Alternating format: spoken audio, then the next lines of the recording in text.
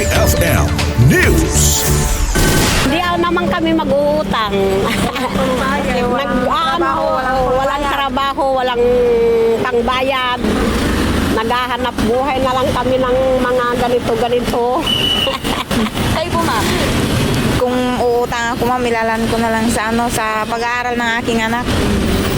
Kasi ang hirap ng buhay kapag hindi nga makapagtapos ng pag-aaral.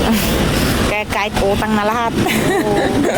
Ay, ganun din po yung sinabi nung kasama ko. Kung uutang lang po, daanan na lang po sa mga bata, yung business, ganyan po.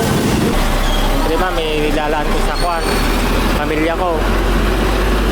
Saka sa bukid. Sa bukid, ma'am.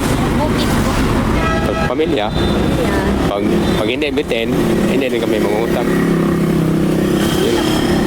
Hindi po mangungutang. Bakit po, ma'am? Mahirap mangutang. Hirap mo utang. Walang babayad. Mahirap, may iniisip na utang. Tama po yan. Ganon lang po, ma'am. Sa mga madama, sa mga pisa lang mo to, gano'n. Mga budget namin dito, gano'n madam. Kayo po, sir? Ako, ma'am, bibili rin ng gamit sa bahay.